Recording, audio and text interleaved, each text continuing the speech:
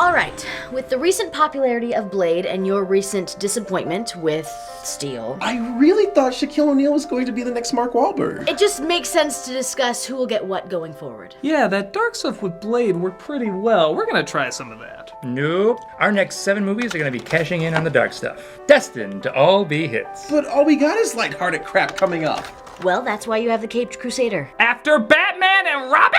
Nobody's gonna want to see another Batman movie in years. Hey, we're switching it up too. We've got a colorful and corny Spider-Man movie coming out from the director of Evil Dead. Yeah, it's probably not gonna break any records, but it should be a huge hit with the kids. Fine, I guess we'll do another Batman movie, even though there's no money in it. Christ, years from now, everyone's gonna associate Marvel with dark and gritty and DC with bright and playful. Right? Well then, there should be no problem signing this television contract. Wait, this is affecting our shows too? Oh yes. You see, all of your TV series will be upbeat and positive, while all of ours are going to be depressing and harsh. It'll make you want to kill yourself. But what if we end up completely misunderstanding our audiences and we end up doing the exact opposite? It's okay. Our animation departments will fill in the blanks. We'll keep ours goofy and harmless while you keep yours complex and intriguing, with some exceptions. But what if somehow DC's material for children ends up doing more adult work than our material for adults?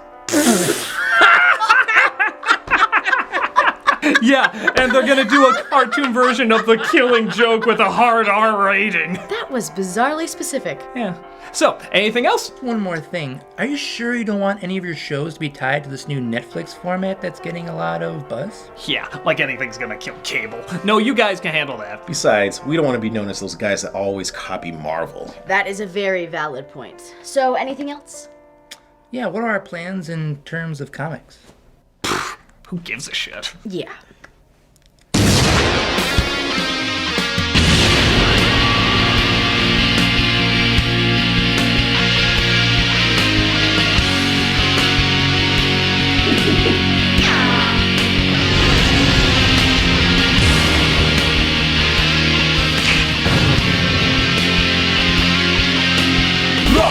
Done.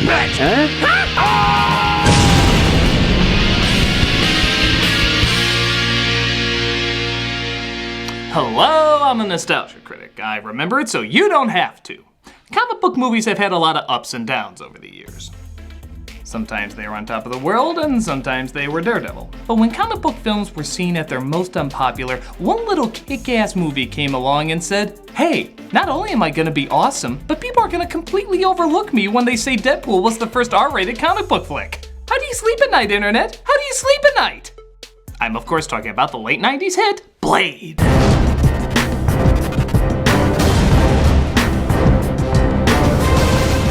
People talk about influence in recent comic book films, they usually go to The Dark Knight or Avengers. But many forget this did play a big part in not only getting popularity back to the genre, but also creating a ton of tropes still used in comic book movies today. Written by David S. Goyer and directed by Stephen Dorrington, two people you thought were gonna be comic book gods, managed to turn out a movie pretty cool and badass, while also being about as 90s as a commercial where kids rule. Does the classic coolness overrule the dated silliness? Well, let's see if this vampire spectacle sucks in a good way or a bad way. This is Blade. We open up with Blade's birth, seeing his mother slowly bleed to death. Always a pleasant start. The credits roll as you can tell already this movie is a bad case of the 90s simply by its sped up footage. It was a simpler time when we were so blown away by the fast forward button. We see a woman driving her date to apparently a hot nightclub. So where are we going? It's a surprise, babe. Yeah, I like surprises. Yeah. I'm just here to die or be saved. Character tool all the way! They enter a club playing music that sounds like your Atari is trying to throw a rave. When we come across an effect even better than speeding up the footage. Speeding up the footage with a white flash. Whoa! Our 90s minds can't handle this! You're blowing us away with what we hit our computers for doing today! But our midnight snack is about to get a surprise when he finds he stumbled into a literal bloodbath. I guess this is supposed to be scary, but nowadays you'd probably just see this at any goth club. Dude, the blood is supposed to rain at 4. Right now you're supposed to be dangling the rubber gimps. He finds all of them have vampire fangs. Again, a usual non-scary occurrence at the goth club when he comes across his knight in shining leather, Blade, played by Wesley Snipes. It's Blade. It's the Daywalker. The vampires try their hardest to wave their fingers at him, but it doesn't work, as he partakes in some pretty kick-ass fight scenes here. Damn, I'm possessed! What if I can play the accordion too? Oh yeah, God. That usually wins over swinging hooks. Even though the rotting remains are about as real as the rotting remains from a pumpkin bomb, these fight sequences are filled with the most awesome of implausibility.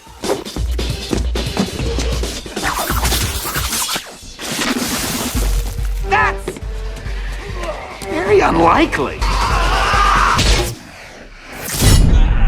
There, I give you footage for like 50 trailers.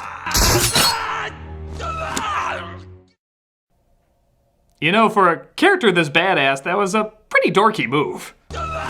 You now join the ranks that Kevin McAllister, Data, and that weird baby meme have made timelessly awkward. I'm just gonna assume you haven't seen the past 20 years of white media.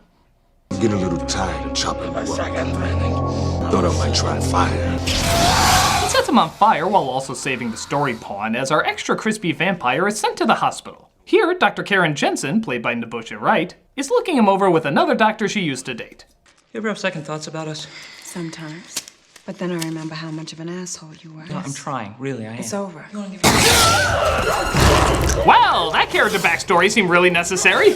I still think we can work. No, really, there must be a reason for that romantic interest. It seemed completely pointless. Came back to finish you off. Yeah, this brings up a continuing question about the film. Blade several times is given opportunities to kill off this character, Quinn. But he doesn't, resulting in tons of people either getting killed or maimed. Like, over and over and over. Why does he have such a hard time killing this guy off? Dear Diary, I almost killed Quinn off this time, but when I looked into his dreamy eyes, I knew. I was a Quinn girl forever. Blade is about to let the doctor die when his damn Oedipus complex kicks in, reminding him of his dying mother, and he takes her to his hideout. There we come across world-renowned Planet of the Apes star Chris Christopherson, playing Whistler, who tries to heal her bite marks with garlic. Hold her. Thanks, that'll help a lot. I'll call you when an earthworm needs restraining. We're introduced to our shadowy room of evil business suits because Marvel will always love this cliche. And they bring in their evilest vampire who can never get a shirt that fits, Deacon Frost, played by Stephen Dorff. This guy's a lot of fun. Just imagine all of Edward Norton's yeah faces had a son. And he only listened to Prodigy. Maybe it's time we forgot about discretion. We should be ruling the humans. Or maybe I'm just the first to say out loud what we've all been thinking. I propose a movement where we dress like we don't care how we look when really it's the most important thing to us. I call it the hipster effect. Do we have any other business to discuss? Sano, you may wake up one day and find yourself extinct. Really? We're just gonna let him get away with that? You know, for a guy who does things we don't like, we sure do let him do things that we don't like. The good doctor wakes up and seems to be doing better as she sees what Blade has to go through in order to survive.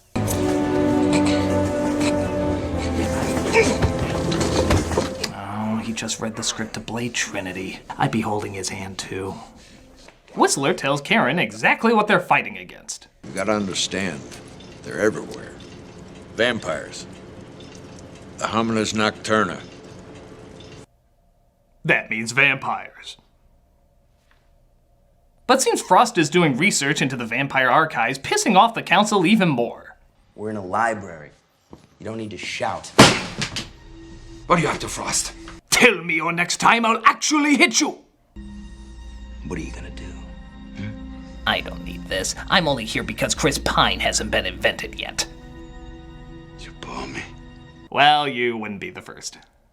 So after trying to figure out if a friggin' newspaper building blew up in town, seriously, but Karen is told not to trust anybody when she's suddenly approached by a cop in her apartment. Police officer, I didn't mean to scare you. The front door was open. What are you doing in here? I'm just here on a routine check.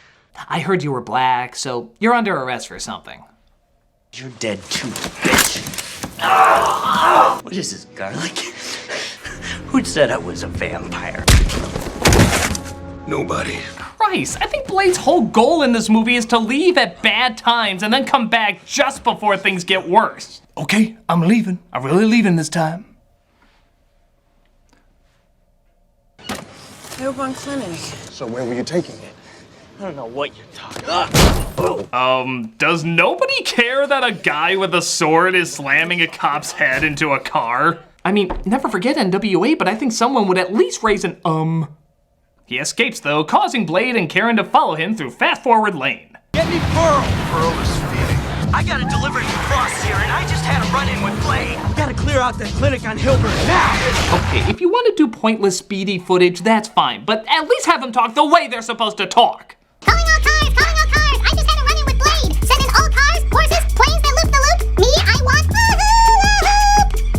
Vampire Anatomy 101. Crosses and running water don't do dick, so forget what you've seen in the movies. You use a stake, silver, or sunlight. Yeah, forget all that stuff you've seen in the movies. Concentrate on this stuff, like in the movies. So while the vampires sit around partying, watching Mortal Kombat. Yeah, you vampires are gonna find a lot of blood in that movie. The cop tells Frost of his run-in with Blade. Don't worry about it, though. It's no problem. We can still get the girl. Am I fired or is this a promotion? As a guy who wants to be a vampire, I genuinely don't know.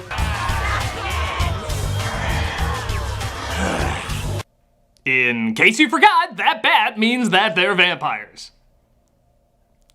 Symbolism. Blade and Karen come across the person who keeps track of all the archives and okay, even for a movie about a guy who chases vampires, that's pretty silly.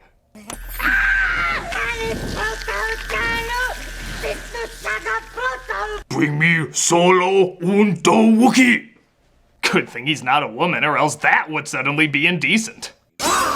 They get captured by Quinn and his gang, but it looks like Blade has backup. Catch you fuckers at a bad time? As long as you don't have a copy of A Star Is Born, then no. They escape into a subway that just happens to be connected to the vampire archives. Odd design work. As they wait for the longest train ever to pass and then end up literally catching a ride on it. Oh my god!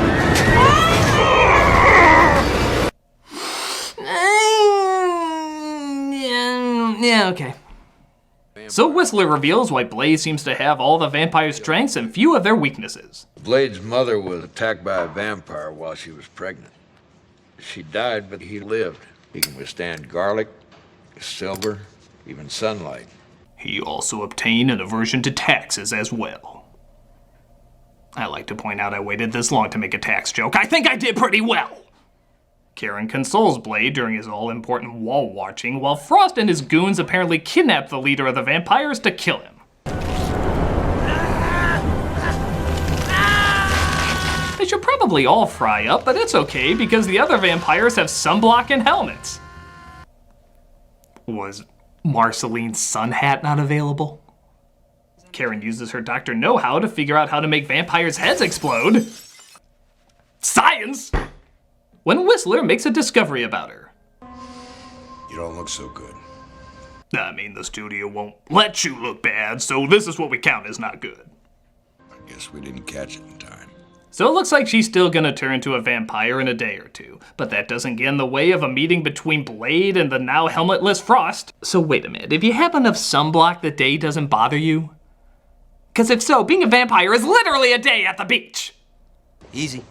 Wouldn't want our little friend here to wind up on the back of a milk carton now, would we? But Blade sees saving people as more of a secondary thing, and tries to shoot Frost, causing him to toss the child. Dead. Oh, I mean, no scratch on her whatsoever. She must have been wearing a lot of sunblock too. Go home. Yeah, what the hell do you think this guy is talking about? I mean, I know we just saw a man fly into the street, save a kid, and we're all just gonna ignore it, but let me tell you about this cop who got his head smashed into a car that I ignored. The city. We're just kinda there.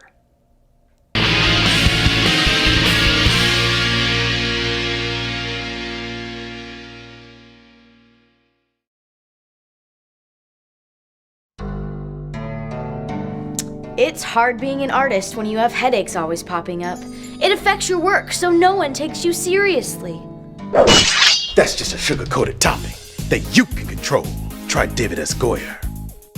David S. Goyer seems effective at first, like the miracle you've always been looking for. But then on closer inspection, you realize it might not be as effective as you thought. Your denial will tell you it's doing a good job, but after a while, you can't ignore the pain it's causing. It's not as bad as it was before, but it's still really bad. People will like your work at first because they see you have Goyer attached to it. But then they'll wake up and realize that most of it was dumb luck, surviving on the talent of others. Everybody says the techniques were great, but the product was overall shit. You'll not only realize it did less than you thought, but it's actually slowing you down compared to other successful medicines. At first I thought it worked great, but now I see it's just a bigger placebo than Dumbo's magic feather. Experts agree. It's not the worst thing out there. It did some good things, I think, though maybe that was other people. And, come on, just come on. David S. Goyer.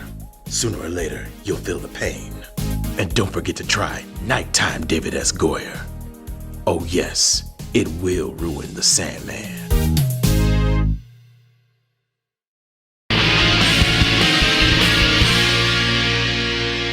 So Karen discovers a cure for turning into a vampire off-screen. Yeah, they're surprisingly kinda laid back about it. But Frost also discovers Blade's hideout off-screen. You know, it's good to show and don't tell, but when you don't do neither, you have neither.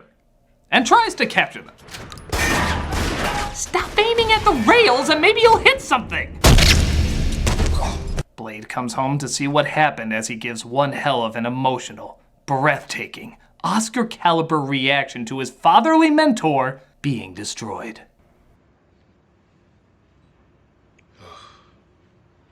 If only more blood-curdling moments in cinema had reactions like that. I am your father. No! Oh. Woof.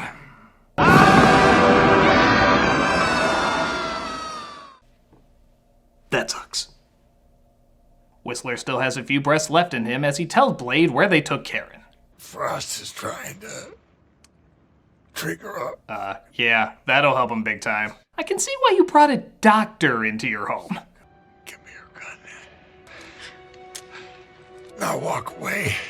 Well, I'm just gonna last long enough to be brought back in a sequel just to die again in another sequel. It's a well-planned out future that lies ahead for me.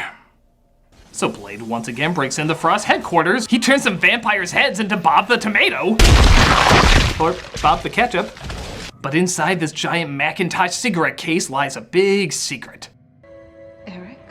Yep, Blade's mom is still alive, and it turns out she's a vampire now. And on the side of Frost.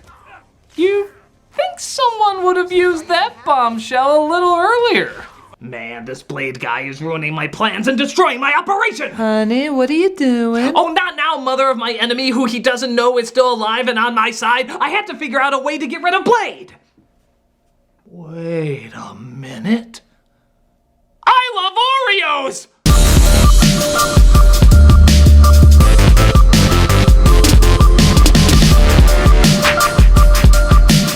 But there's an even bigger twist to all this. You spent your whole life looking for the vampire who bit your mother. Well, here I am. Well, it's a small, convoluted world after all. Weird! After capturing him, Karen reveals a secret about the cure she's created. If it works, you'll lose your strength and your ability to regenerate. You'll be completely human. Huh. So the cure is totally friggin' useless. Don't get me wrong, I know she uses it on herself, but from a story perspective, what happens? She gets bitten, they say they didn't get to it in time, so she makes a cure. If you just cut out them not getting to it in time, which adds nothing to the plot at all, the cure is entirely not needed. But it's okay, because if you love pointless, drawn-out moments, you're gonna love what's coming up next! See, here's the setup. Frost needs to lay out 12 of the Vampire Council in this ancient temple with Blade's blood combining with them this one night because through comic book mumbo-jumbo, it'll make him a vampire god. Silly, but whatever. Sounds kind of fun. There's possibilities with it. The downside is, where it took me only a few seconds to say all that, it takes the movie 10 minutes to do it. Yeah, they just kind of sit around, talk, laugh, talk and laugh. Laugh and talk. All we want to see is the action, but it takes for friggin' ever with detours. But I know what you're thinking. Through all of this, whatever happened to Karen's doctor friend? The one who got bitten? What? You weren't wondering that? Well, we're gonna spend a lot of time on it anyway. Because hey, there's nothing better we could be doing, and we know it's eating you up inside with curiosity. He's a zombie now. Yeah, you do the math on that one. It's some sort of bullshit side effect that sometimes happens after being bitten. Sure, and vampires sparkle too. But who cares about that? Because who cares about all of this? It's literally just 10 minutes of slow, boring filler, and it feels like an eternity. You're afraid we're gonna steal your soul? Your pure blood spirit? You should be. Read the prophecy. It's time you fucks contributed something to the cause. Even if Frost is right, you really think he cares about you? You're gonna die. Well, I guess he wasn't needed for the ceremony. What, they just bring him along because he looks like William Fichtner? Because to be fair, every movie needs more William Fichtner. After the ceremonial ripping open of the shirt. Very necessary. Karen escapes and tells Blade to suck her blood to get his strength back, all while the temple is turned into a human plasma ball.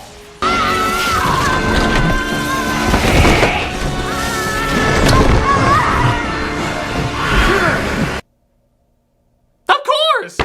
All vampire skeletons have tiny skeletons inside of them just trying to get out. With wings! How long do we have to wait again? Okay. Blade does Freud proud by penetrating his mother with a long, hard bone, resulting in him finally jumping in to get revenge. I got 2 new hands, Blade. I don't know which one to use to kill you with. Well, doesn't matter what I do now. I am never topping that throughout the rest of the film. From here, it's all the cool stuff you wanted to see. Amazingly flippable guards, ripping out a guy's throat just to throw it at another guy, being launched in the air via nut kick. Even the stuff that's kind of stupid is really awesome, like how Karen continues to hit everything except what she's supposed to hit. This weird scene where they keep kicking the air for some reason. Massness. Gotcha. Ow, that hurt. And the fact that even though there's weapons that can clearly kill vampires, nobody ever thinks of using them on Blade. What do you got there? A plank of wood? Oh, yeah, that'll take him down. Ooh, a shovel. That has to be his undoing. Blade destroyed by deadly shovel. You guys really thought you'd be gods? You're using wood. Unless it's the aliens from Signs, it's not gonna do much. But who cares? Because it's still kick-ass, gory amazingness, all building up to the final boss. Hey, Blade! Let's do this.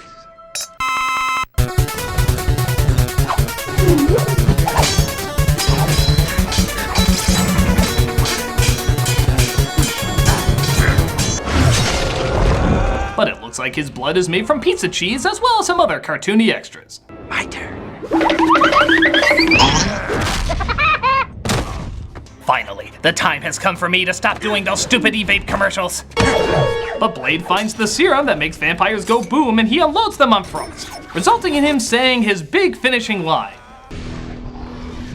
Some motherfuckers are always trying to ice skate uphill. That is a really weird note to go out on.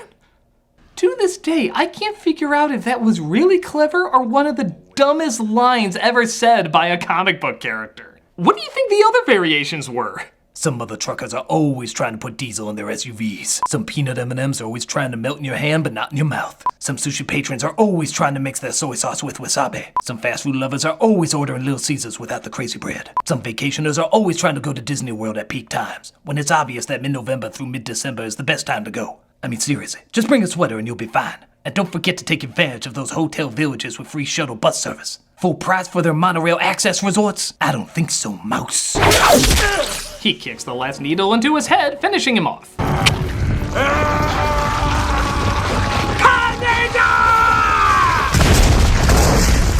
Huh, so I guess he can't put himself together after that. Being a god just means being slightly less destructible than you already were. Good to know that the ancient gods of old can't compete with head-blowy-up science. So, we all know the drill. Blade and Karen kiss in a romantic embrace, even though they have very little in common. I need to get back to the lab. It's not over. There's still a war going on, and I have a job to do. I don't think you know how this works. He's a dude, you're a chick. You have to end up together, even if you have no chemistry at all. It's like a law. You want to help make me a better serum. Wow, really? They don't get together? There is such a thing as a man and a woman working together in an action film and they don't have to hook up? Quickly, Tumblr, rewrite this ending so that not only do they get together, but they have 20 children, all with different sexual identities. If 20 sexual identities don't exist, make them up! You're good at that!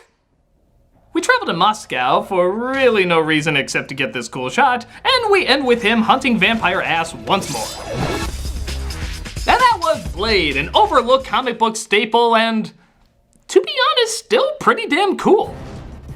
Okay, the writing's not always good and there's a lot of 90s cheese, but there's just a style and a creativity to it that still makes it really enjoyable.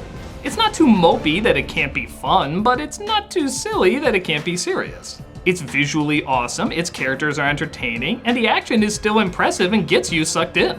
It got people saying comic book movies could be cool at a time when they were being seen as box office Pearl Harbors. This is one of the films that helped get movies like Dark Knight and Iron Man into the spotlight again. So if you want something that rarely makes sense, but still a pretty rockin' good time, this is definitely one to take a look at. I'm the Nostalgia Critic, and some fruit by the foots are always a few inches short.